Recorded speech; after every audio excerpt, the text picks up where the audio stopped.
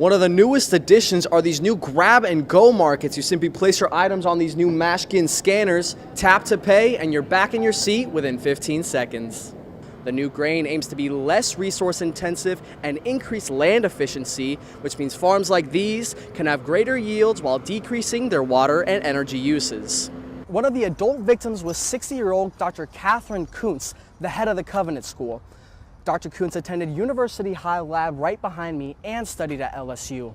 I spoke to one of Kuntz's former teachers and tennis coaches who said she was one of the best students and athletes she had ever taught. Louisiana is one of just a few states that allows those under the age of 21 to enter bars, but a new bill titled the Cardam Act could put a stop to that. The lawyers representing the three men accused of raping 19-year-old Madison Brooks spoke to the media Friday. While this is a horrible tragedy resulting in a horrific accident, we truly believe the facts will prove that this was not a rape. The attorney representing Washington and Lee, Ron Haley, and Joe Long representing Carver explained parts of their defense, including video evidence. While the attorneys made it clear that they would not give away any information, it is clear that they will focus on consent, intent, and challenging the autopsy report. Based on the fact that information from Reggie's have come out to say that she did not have any other alcoholic beverage from around 12:50 until the time that she left, gives us reason to believe that the results of those results are inaccurate. According to the arrest affidavit, Brooks' medical records indicated a .319 BAC, which is in the range for predicted alcohol poisoning. Haley also referenced video from inside Reggie's in the parking lot and from inside the car after the sexual encounter that they will use to form their defense. Ms. Brooks left the car on her own volition, saying that she would get an Uber. She is seen on video leaving the car unharmed and in good health. While Haley spoke on the video, the defense has different plans for making it public. While we understand that the media has a duty to inform the public, we will not release these videos now. We're working with the DA and will allow the judicial process to take place. Again, we will not try this case in the court of public opinion. The press conference comes just days after Kayvon Washington, Kason Carver, and Everett Lee were released from East Baton Rouge Jail on bond. The unnamed 17-year-old's bond hearing was pushed back until next month. Southern Louisiana is experiencing one of its hottest and driest summers in recent history, which has affected one of Louisiana's biggest industries, rice farms. Christian Richard is a local rice farmer in Kaplan, Louisiana, 20 miles outside of Lafayette. Due to the recent drier climates, Richard's cost of watering his crops have doubled. This year we've been going through an unbelievable dry spell. I mean, around this farm, we've had, I think, 3 inches of rain in the last 10 weeks. So, I mean, that's really, really unusually dry.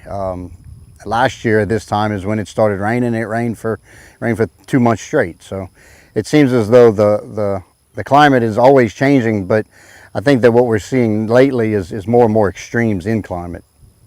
Since rice is such a crucial part of Louisiana's agriculture, the LSU Ag Center is partnering with researchers from 5 other states to develop a new type of rice. The new grain aims to be less resource intensive and increase land efficiency, which means farms like these can have greater yields while decreasing their water and energy uses.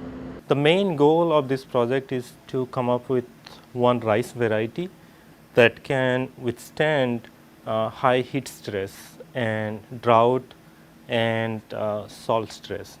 The Ag Center has received a $10 million grant from the USDA's National Food and Agriculture sector. Project leader Prasanta Subudi hopes this new variety can not only keep up with demand, but also decrease the carbon footprint. We need to reduce the use of fertilizers and chemicals so that we can increase the production efficiency, we can increase the land use efficiency, we can reduce the environmental impact and also the carbon footprints.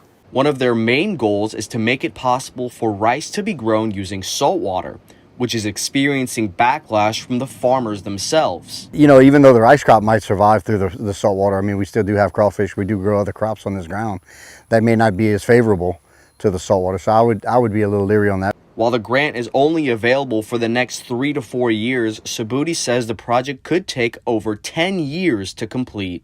Nearly 50 years, 7 Super Bowls, and countless other events, the Caesars Superdome has a long and storied history.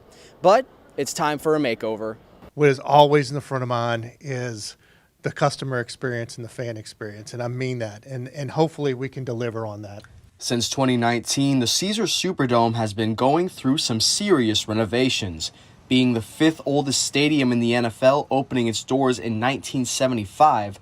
The old gem has a new, modern look. This one is truly transformational, and that was what we intended when we started this project in 2016. It was the concept that we had when we first discussed a master plan, whether we should stay in this building or whether we should move to a new building. And certainly the benefits of renovation far outweighed the cost and the risk of building a new stadium.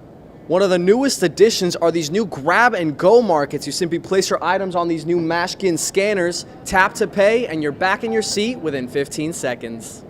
Other additions include wider concourses, increased accessibility for disabled fans, feature bars at every level, and a new express escalator to the upper levels. What used to take fans 5 to 7 minutes to get to their seats now takes 65 seconds. I know I'm biased, but this is a hell of a building. It's a building that we should be proud of, and I'll tell you another thing. The city should be proud of it, and the state should be proud of it. We look around our community sometimes and we say, hey, we're not number one in this. When it comes to this building, when it comes to our fans, when it comes to the work ethic here, we are number one, and we're proud to be number one. The organization says they're only about halfway through all of the renovations they want to get done ahead of Super Bowl 59 here in New Orleans.